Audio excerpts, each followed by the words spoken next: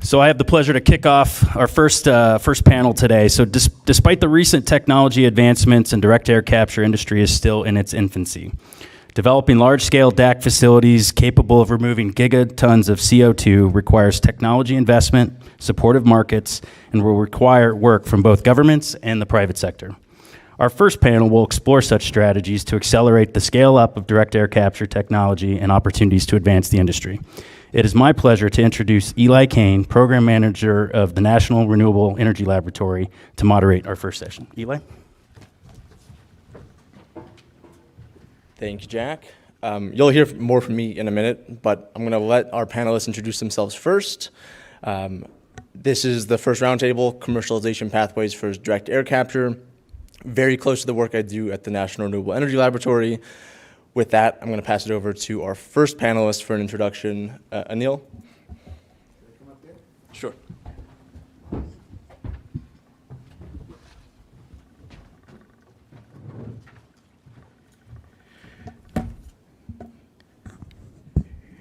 Good afternoon, everybody. First time I'm here with two governors in the same room. I've been in a spot with the governor of California, but the first time I'm seeing two of the governors. Thank you for inviting me here. Sort of the background.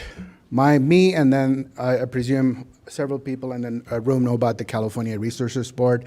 We started sort of the climate issue-based sort of the leadership in California, and we want to spread that message across the rest of the jurisdictions in the US as well as the world.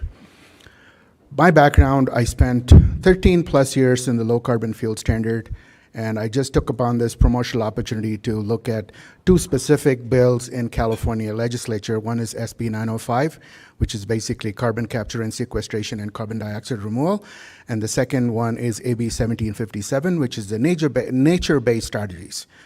Governor Gordon from Wyoming was talking about being a rancher, and yes, California, we recognize it because there's a lot of nature-based strategies that can work in California. So we're definitely committed to it.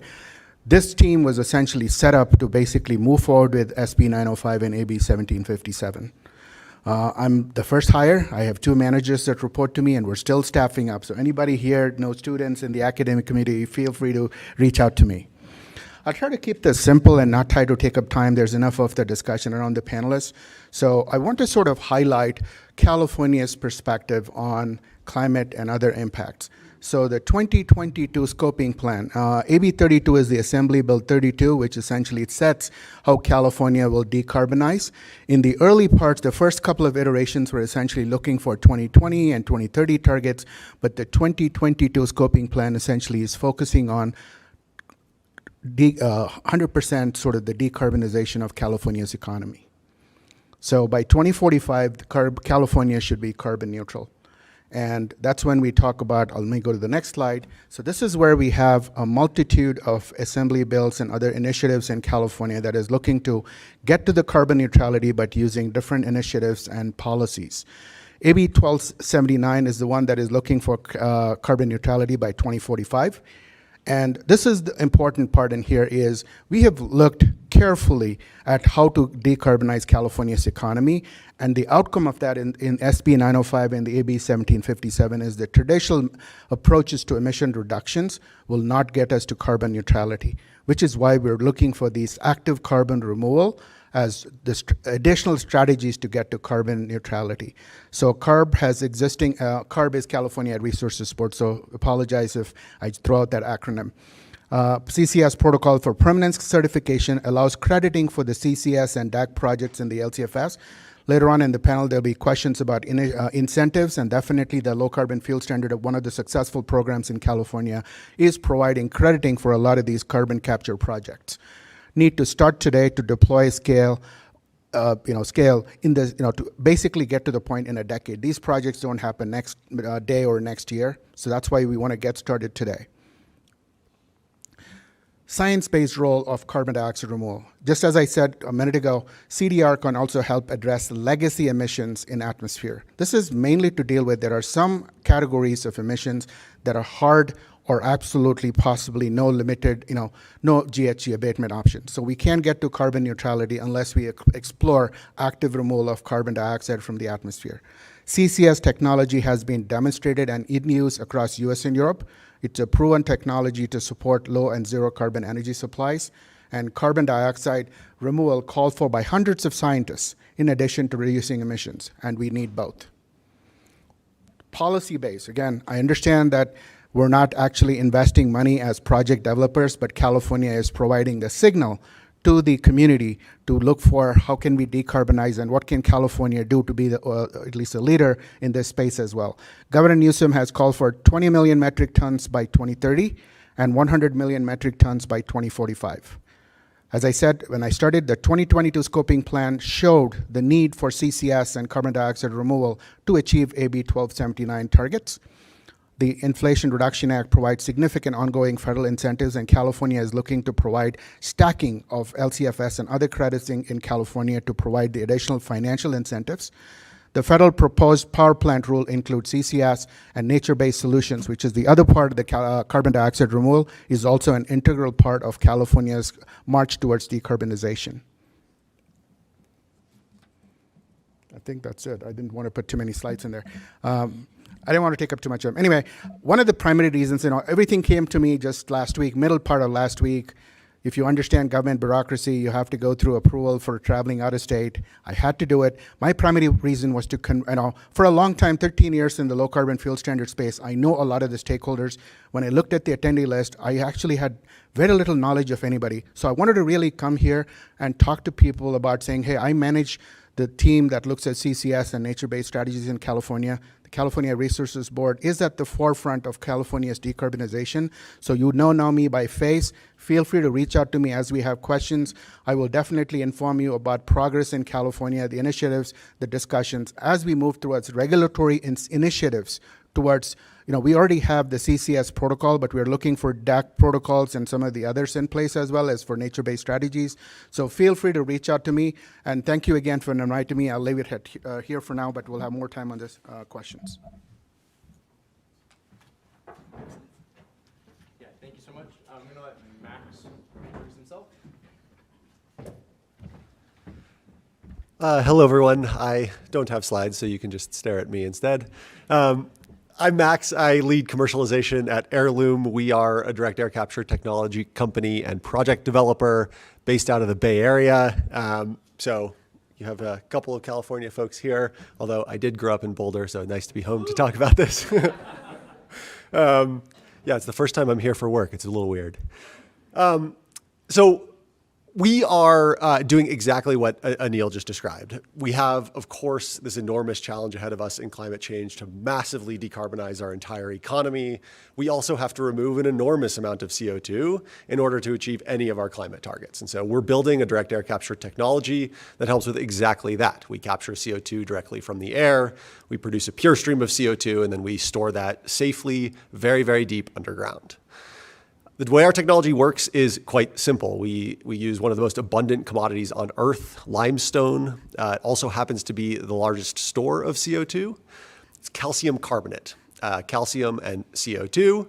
And the process is simple. We take this limestone, we heat it up to a very high temperature, which liberates the CO2 molecule, which we capture and put underground. That then produces a highly reactive mineral, calcium oxide. We spread that thinly on trays, we stack those trays on top of each other, and we expose them to the air. And that calcium oxide acts like a sponge to repeatedly take up CO2 as wind passes over it. We repeat this process over and over again. That calcium oxide becomes calcium carbonate or limestone again. We heat it up, we take that CO2, put it underground, and once again, put that powder back on the trays. We just launched, in addition to the global thermostat site here, we just launched the first commercial direct air capture facility in the United States. We are capturing CO2 and permanently storing that in concrete, generating credits, CDR credits that we then sell to our customers to support financing of our projects. Excited to talk about all sorts of different things today, policy and capital and offtake and building a huge market for carbon removal, but great to be here and looking forward to it.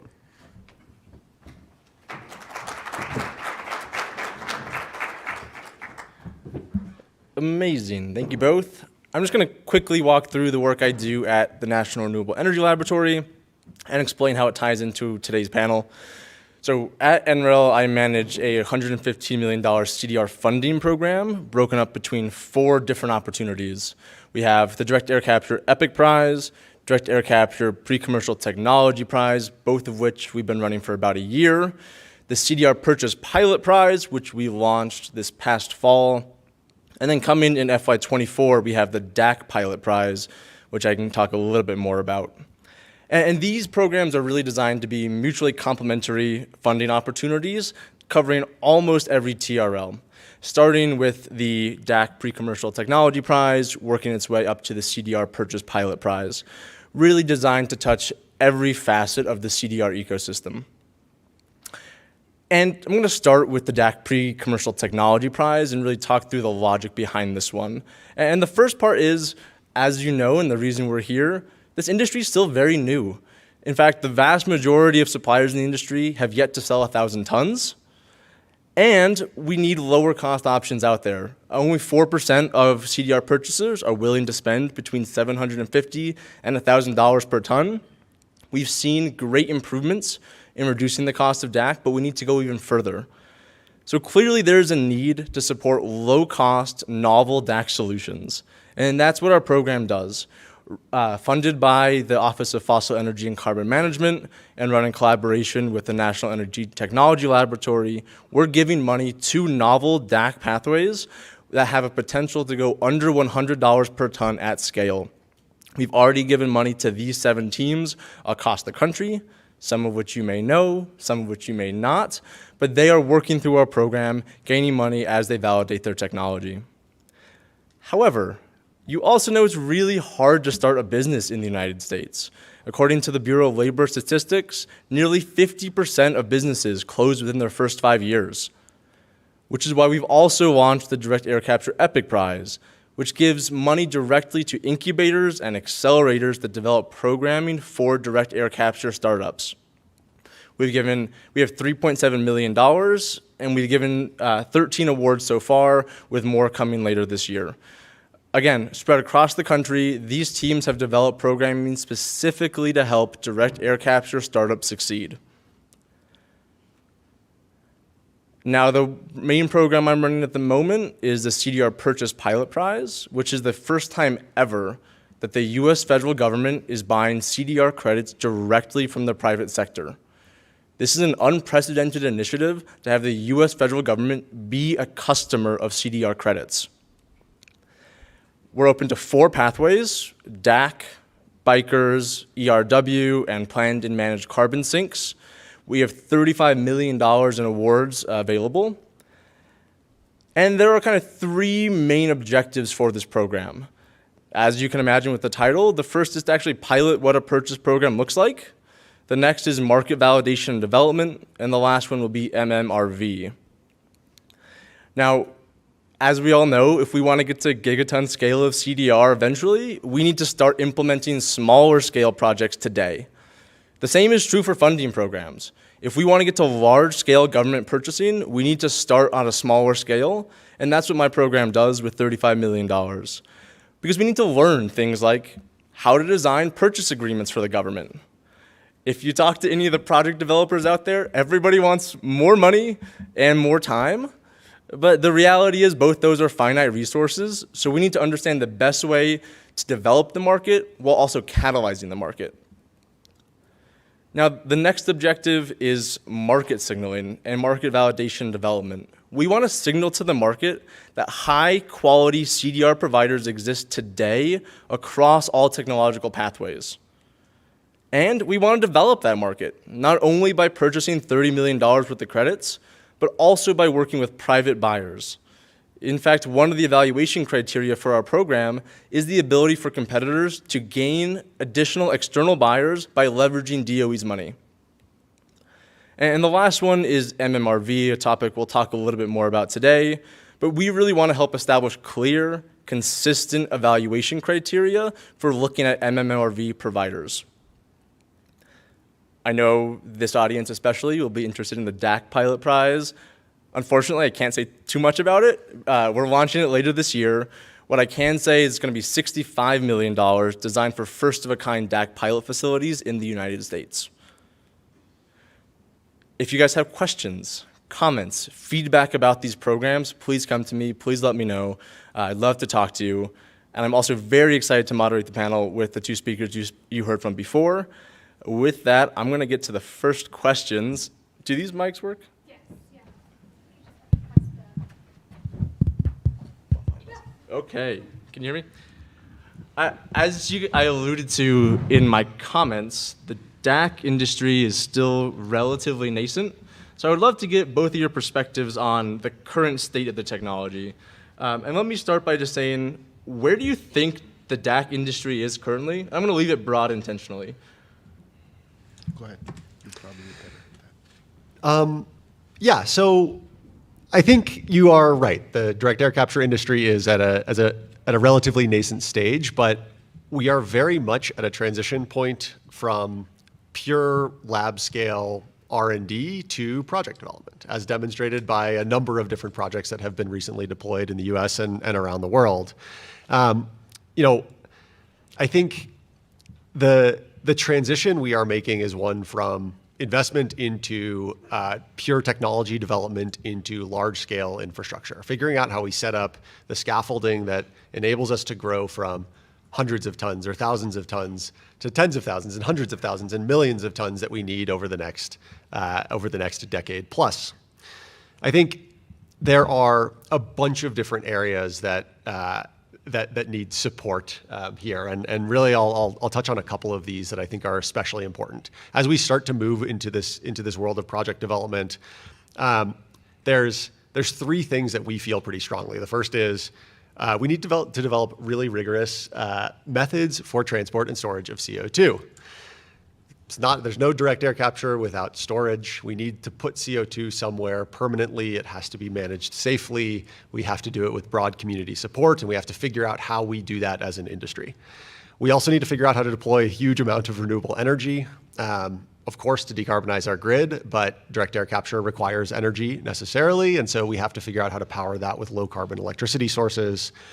And then we have to figure out how we do this. I mentioned this before, but we have to do this with broad community support. We have to figure out how we grow an enormous following and support for direct air capture in order to get to the scale that we need to.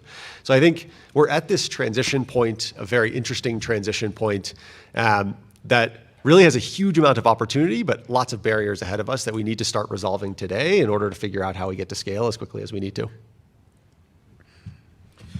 Let me add a couple of my perspectives. What Max essentially called out is a barrier, and the low carbon fuel standard is one of the vehicles in the California system that provides intense incentives to project developers. In most of the other situations in the program, you have to actually tie that to a low carbon fuel being delivered to California. But in the case of DAC, you are not required to actually deliver any fuel to California. So that is one of the policy calls that senior management made at CARB to basically provide the additional incentives. In the initial, about 4 or 5 years ago, the low carbon fuel standard value was almost $220 a ton of carbon. And we currently permit stacking of these additional incentives. So we're not limiting it to just the low carbon fuel standard credits. You're eligible to generate DOE incentives, DOE grants, the IRA credits, whatever. But one of the other things that came up from that initial round, and we're going through the rulemaking process to adopt new set of rules around the DAC, which is one of the elements of the updates to the low carbon fuel standard, is to look at this renewable electricity. The way we had it previously in the rule was to have it behind the meter. So you actually had to have some of the low carbon electricity right next to that DAC project, which is almost impossible depending on the site or where that physical site would be located. So the new rule that's being proposed, it's not yet approved, but it is on the books for consideration by the board in March, is to potentially provide that flexibility around regional matching of RECs or equivalent instruments for renewable electricity.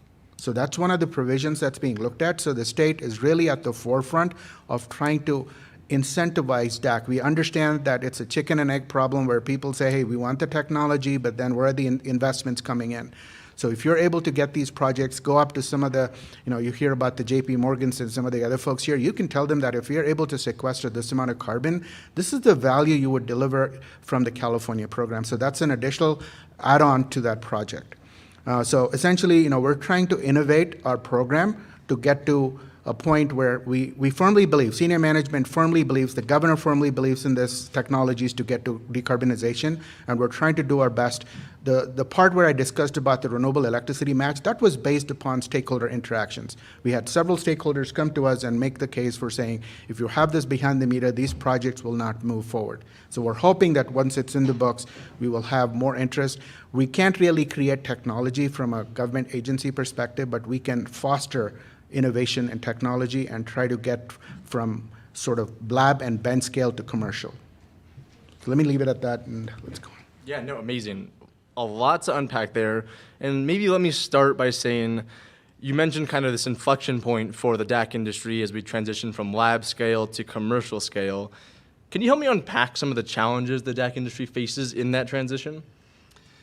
Yes, absolutely. So a few that I would point out here. So the entire goal of lab and bench and pilot scale is to figure out how we demonstrate that the technology works, that it is doing what we expect it to do, and that we can go raise both private and public funding to go continue to grow. I think there's three categories of things that I would point to, and I've just mentioned two of them. The first is storage. Again, Classic's program is a federal program that allows the safe permitting of underground storage of CO2.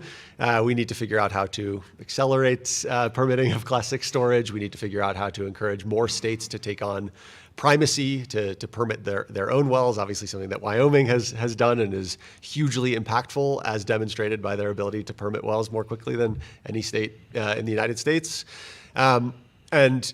And that is really the best way for us to store CO2. It's clearly permanent. There's very low risk of leakage. It is the highest quality form of CDR, is to take CO2 from the air and put it underground.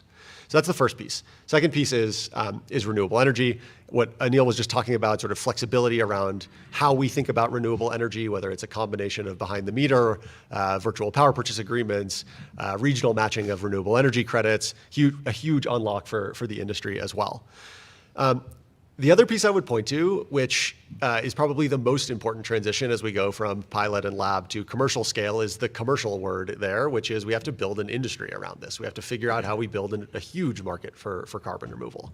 If we want to get to billions of tons of CO2 removed, we're talking about hundreds of billions of dollars in market size. That is huge, and it's today very, very small.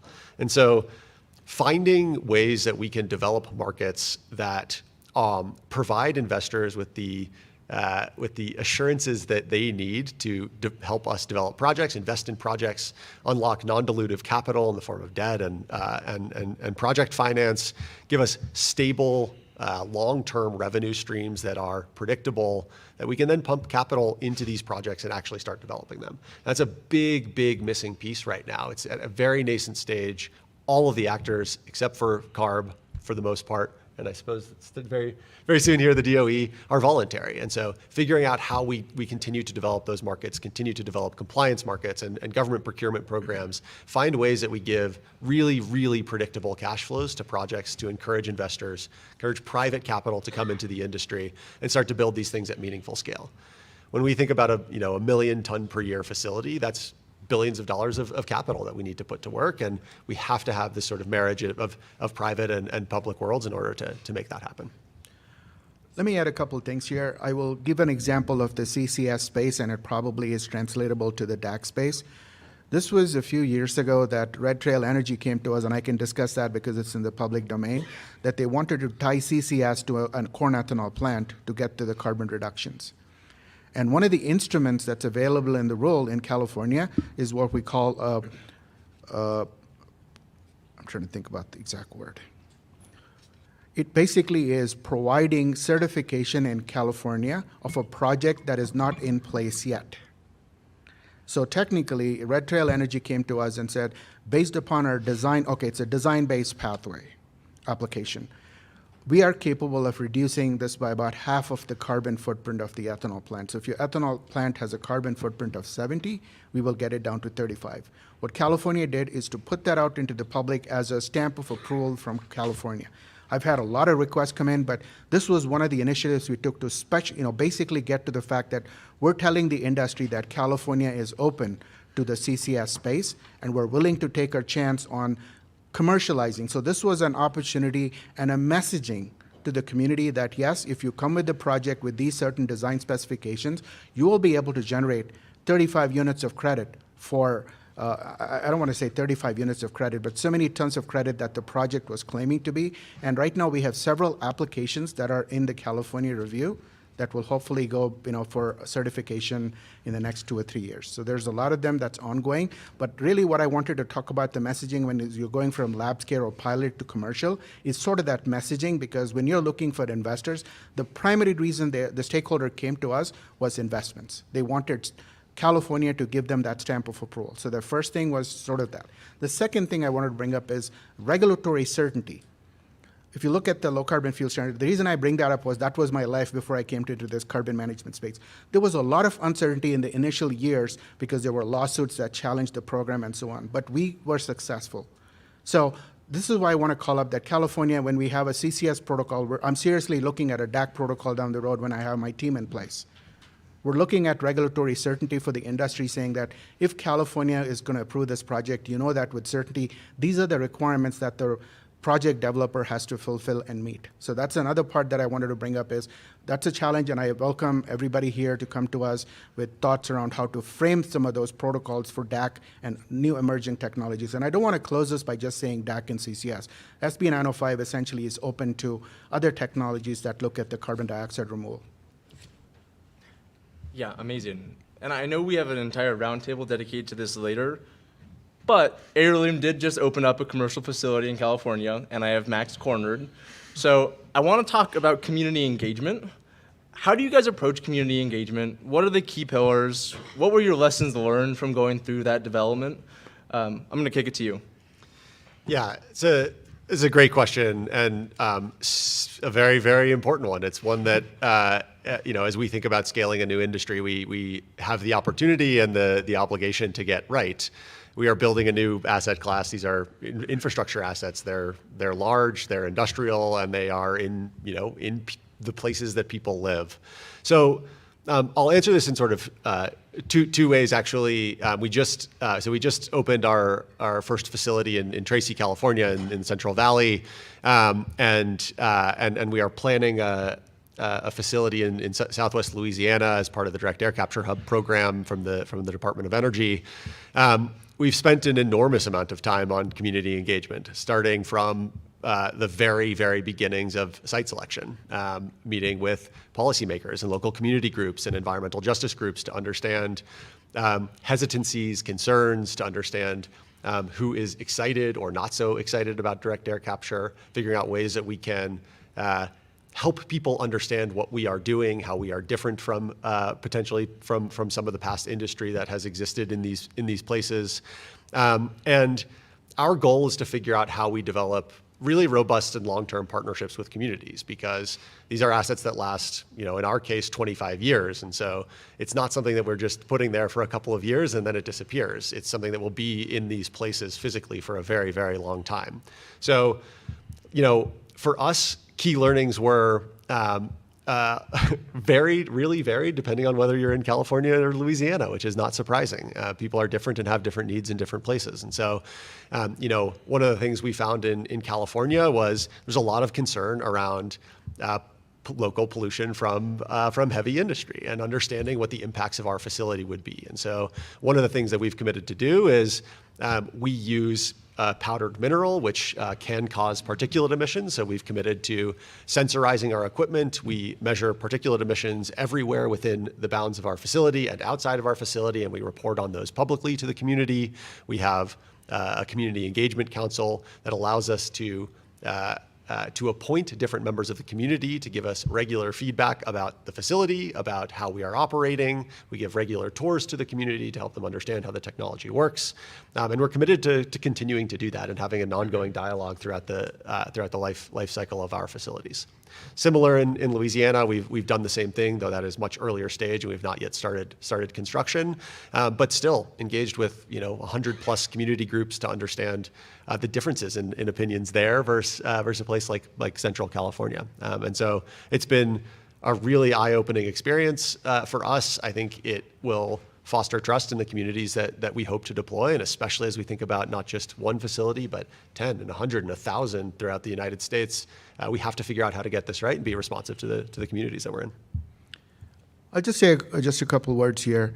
One of my, at least directions for me, is to make sure that the community engagement is a critical part of everything you do in the CDR space. There's a lot of hesitancy among the community about this new technology, and the first rule of action is to make sure everybody is informed about the technology. A lot of times, people are hesitant because they don't know much about this new emerging technology. So one of the challenges for my team is to make sure when we go out on these public engagement opportunities is to educate people about the benefits and any of the other issues that are perceived to be concerns. So we want to make sure that people are educated, because a lot of the hesitancy and the pushback is based upon lack or limited knowledge in this space. You hear something about one person saying and it becomes a common knowledge across a lot of teams, and that is what we want to dispel. We want to talk about why these technologies are critical, and we definitely will do a really good job of making sure that the community is, we're very transparent about the whole process. And another concern that has always come up at the top of these CDR discussions is financial responsibility, which is also, we already have that in the CCS space, and we'll review that carefully when we look at DAC or some of the other CDR projects. So it definitely is part of the process in California's move towards CDR technologies. Yeah, and that's a great point, because I think the primary onus likely does lie with our project developers to do this, but there is a role for governments and non-government agencies and research agencies to kind of prime the waters and make sure that people do know what's happening. And that kind of gets to the heart of the next question, which is you look at this room and you see governments, product developers, technology developers, research organizations, advocacy organizations, and probably more. How do you think about collaboration between those two as you both develop your projects and you develop your programming? Yeah, so I'll break that down into sort of each of those different categories you just mentioned. I think on the industry side, there are sort of two categories of things I think about. One is, industry represents the bulk of emissions globally, and a huge amount of the onus on helping to slow climate change sits with private industry and figuring out how, again, both to decarbonize but also remove residual or especially hard to abate emissions. And so industry is an essential partner in terms of CDR offtake, buying credits from companies and facilities like ours in order to help finance them. The other piece is, we are building large infrastructure assets. We need partners that can enable energy and CO2 transport and land and some of the other sort of essential infrastructure elements that are required for our facilities. And so we are excited about and on an ongoing basis partnering with other members in industry that have especially project development capabilities and sort of some of the ancillary components of our process that we are not building. We are a direct air capture company. We're not a CO2 transport and storage company. We're not an energy company. And so we need that collaboration to facilitate that. On the government side, you mentioned government procurement. You mentioned compliance markets are absolutely essential. Just probably the most important thing for us to grow this market is to figure out how we get how we continue to grow regulatory support for credit offtake. Supply side incentives, I think 45Q is a great example, but CapEx incentives to help drive down the cost early on when we are relatively early and expensive.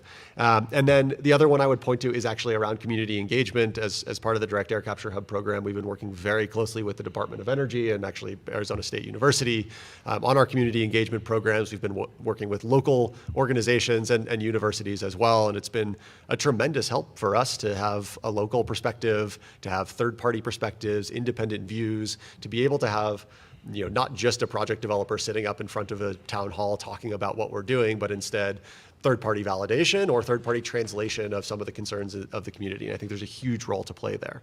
And then the final one I'd point to is around MRV, monitoring, reporting, and verification, and setting standards that can be applied industry-wide that ensure that the CDR, the carbon dioxide removal that we are doing, is additional and permanent and high quality, and that everybody understands what that means and that that's transparent and standardized. Again, just a quick few words. There's Cap and Trade and the LCFS program, which are market-based programs, and they have worked very well with respect to bringing the project developers and the compliance required parties together. So even before the agency really had to step in, they talk to each other regularly just to make sure they meet the compliance requirements. So that is a functioning market. With respect to any of the rulemaking that CARB does, it goes to the public process, maybe a year or two before these rules come into place. So there is the public engagement with everybody that is interested in, not just the project developers or the credit off-takers. This is definitely the local communities and everybody who's impacted. As a rule, for projects that are cited in California, they still have to go through the local regulatory requirements anyway. So if they're not compliant, then they will not be able to participate in the program. So we have that overarching protection to look at any concerns if the local community has any. So I think there are places, which is what I'm really looking at when I start growing the team, is to have some sort of a similar mechanism, but there'll be a lot of intersection within other programs within the agency, especially from a crediting perspective in terms of value. Because the carbon management branch is essentially looking at setting up protocols for permanence and quantification, but there are other programs in California that will actually monetize that carbon.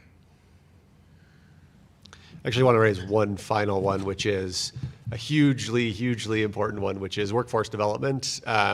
We, again, are a new industry creating a new sort of class of jobs, and we need a lot of people to enter this industry and figure out how we build and operate and maintain these facilities. And so I think there's a huge opportunity both with government as well as with research institutions to figure out how we develop workforce programs and continue to develop the talent that we need in order to grow what will eventually be an industry the size of oil and gas. And so I think it's a huge opportunity for collaboration as well. Max, since you brought that up, 13 positions in my team unfilled. That is phase one. Amazing. I'm going to do one more question before we pass it over to the audience. I have a colleague who likes to say CDR is the service, MMRV is the product. How do you guys think about MMRV for both the DAC industry and then for the broader CDR space? We say that internally as well. The thing that we hand off to our customers is not a physical CO2. It is a certificate that says we did something, and they are, they have to take they don't have to take our word for it because of MRV.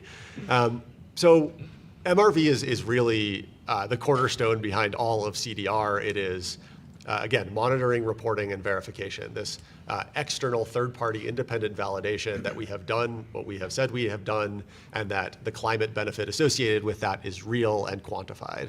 And so it's one of the major benefits of direct air capture is, when we capture CO2 from the air, that CO2 goes into a pipeline and then underground. As it moves into that pipeline, we have flow meters that can measure to a very high degree of certainty exactly how much CO2 has come out of the air. And so we can be very confident that we are doing what we say we are doing, assuming we have this sort of arm's length relationship with an organization that is performing this MRV. And so, we view that as absolutely essential.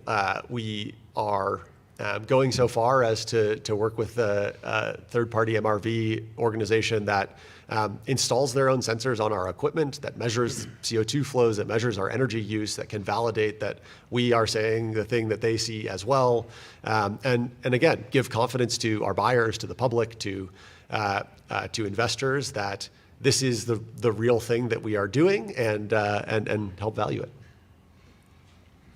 Hey, Max, thanks.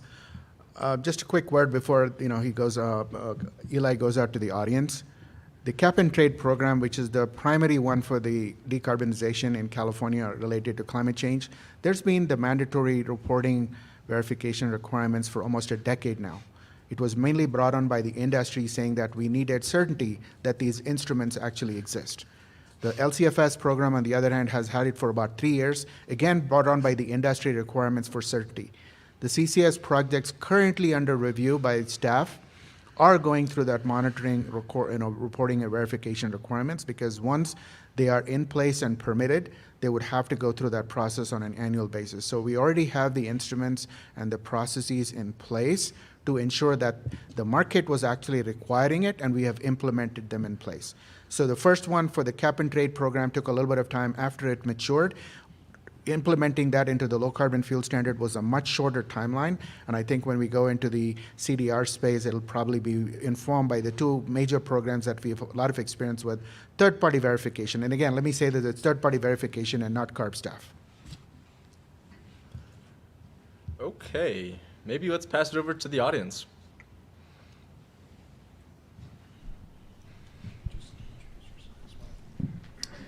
Yeah, thank you so much. It's been a pleasure to be part of this conversation today. So I'm Sangeet Nepal from Carbon Capture Coalition. My question for the panelists here is regarding the MRV protocols.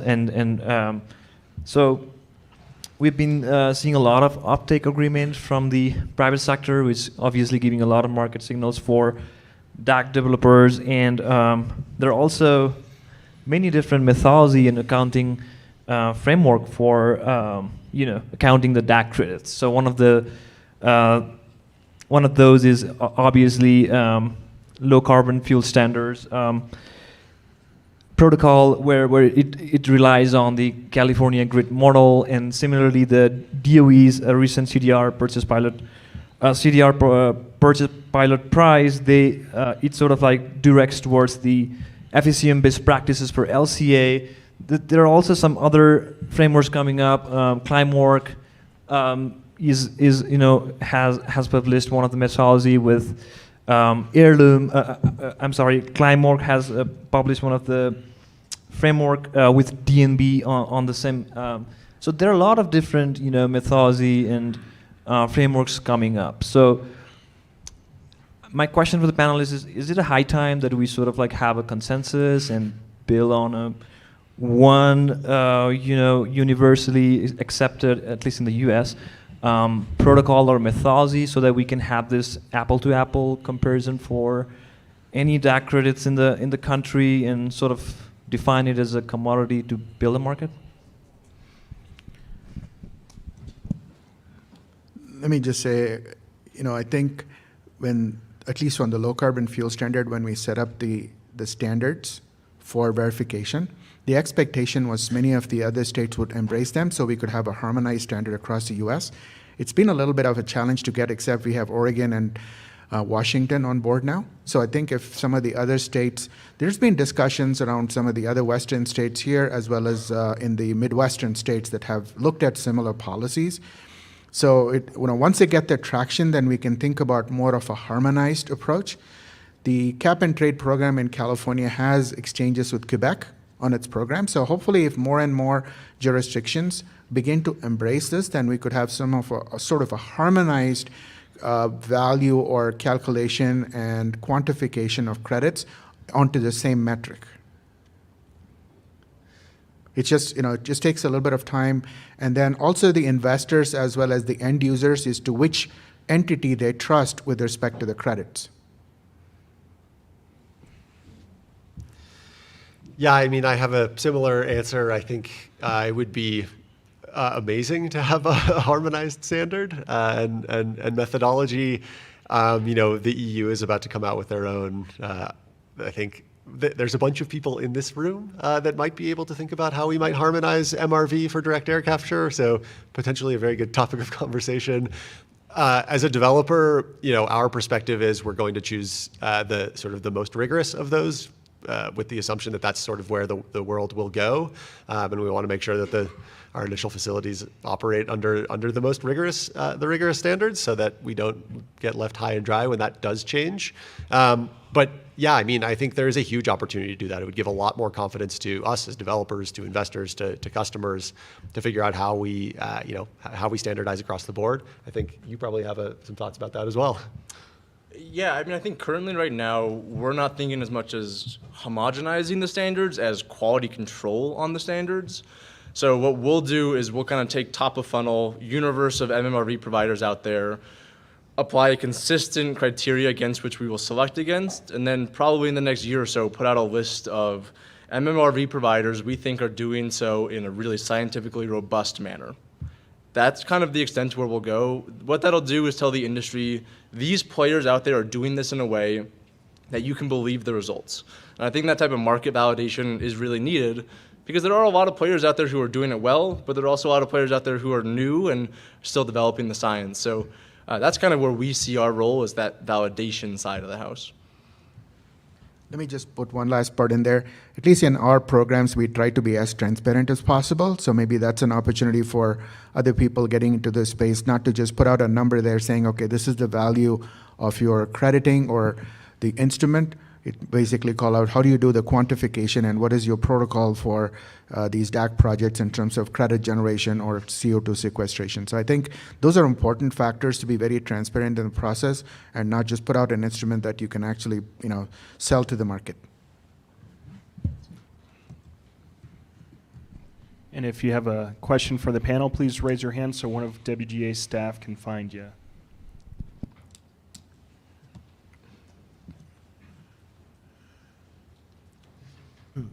Hello, my name is Maury Wolfson. I'm here to pose some questions, not just to the members of the panel, but to people in the audience. And my question is, there's very rarely any discussion about the actual cost. And I've done some calculations, and I'm going to leave some information on your tables that of direct air capture. Essentially, 1 part per million weighs 8 billion tons. And I'll leave this information with you. You could check it on your Google.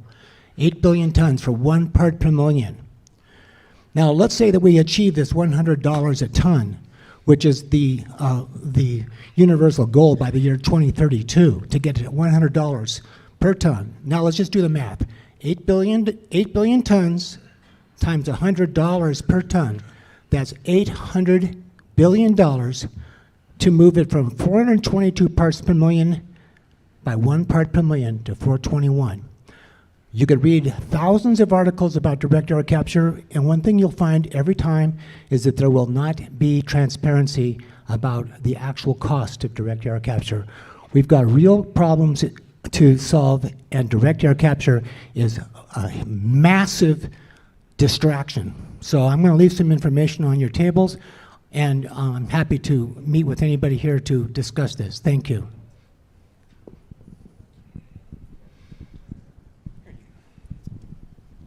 Hi, thank you. My name is Paul Sherman. I'm the climate campaign manager with with Conservation Colorado. And I just had a sort of two-parted but related question. I really appreciated that you mentioned some of the potential impacts on local communities, and I was wondering if you could talk a little bit more about what some of those potential impacts are and also what's being done to sort of minimize those with commercialization. And secondly, similarly, what studies or mechanisms are in place to study the carbon accounting on direct air capture?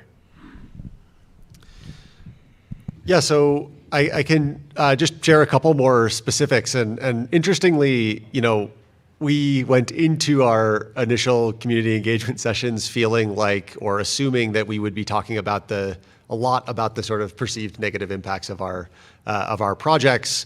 In reality, what we've learned is the concerns of these communities has a lot less to do with direct air capture and what we are doing, and a lot more to do with basic human needs like limiting pollution in the area from existing industry, like ensuring that there are not too many trucks driving by, that trucks are not idling during construction, that they get access to food in food deserts, that they have workforce development programs that ensure that their children don't leave the community as soon as they need to go to school. And so a lot of what we're learning is less about mitigating the impacts of our projects, which of course we absolutely need to do. And we want to make sure that we are using as little water as possible and not putting additional strain on the electricity grid, and ensuring that our particulate emissions are negligible or non-existent. But we also are thinking a lot about how do we figure out how we can get, actually provide economic or programmatic benefits back to the community. And that means community benefit agreements in the places that we deploy, and really that's not always tied to direct air capture. In fact, it's usually not tied to direct air capture is what we are really learning. So yes, mitigating the negative impacts of our projects, but also figuring out how we deliver some of the positive benefit back to the community as well. Those are specific examples that we are hearing from the communities we are deploying in, and some of the areas that we're focused on investing into.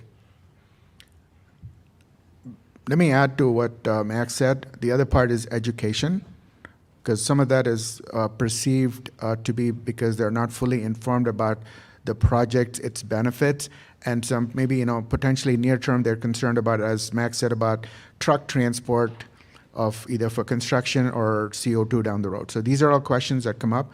The other one that I have seen, at least in workshops, are the fiscal response, the financial responsibility. So that's another question that comes up, and we're ready to address that, because in the current CCS protocol, there are rules around what the EPA required for Class 6 wells anyway. So if we have to strengthen that, we'll look at that at point, but that is one of the other things that come up, mainly with respect to who's holding the bag at the end of the day if there was any catastrophic issues, whatever. So that's sort of the question. In there, we have two pieces in the CCR protocol anyway. One is for leakage. So if there is a loss and you basically are losing credits, the project developers are putting some credits into a buffer pool while the project is working. So that effectively the buffer will take care of any of the leakage due to any potentially mechanical failure or any other processes. And there are some other financial requirements for project developers to make sure that they will address any of the other requirements under the protocol. So when we are going into the DAC, we'll look at similar sort of piggyback of what we've done for the CCS protocol. But the community, that's one of the questions, in addition to whatever Max called out here. And I'll just quickly add, and Max knows this very well, but DOE funding requires community benefit plans as part of your programmatic implementation. That's true for DAC hubs, and that's true for my program as well. So it's something we're taking very seriously. Also something we're trying to improve on all the time. So feedback is always welcomed when it comes to that, because we know we don't know everything. Scott Weiser, the Denver Gazette. Has anybody done a calculation on how many of these direct air capture plants will have to be built worldwide in order to make any impact on global CO2 levels?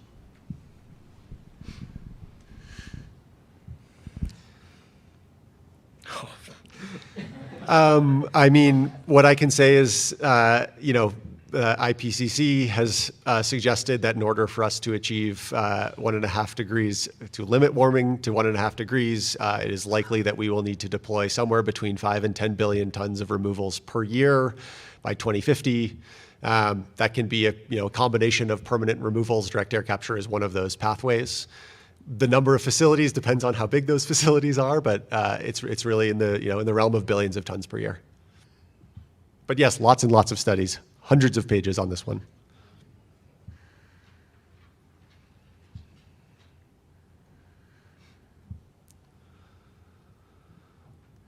Okay, please join me in thanking the panelists.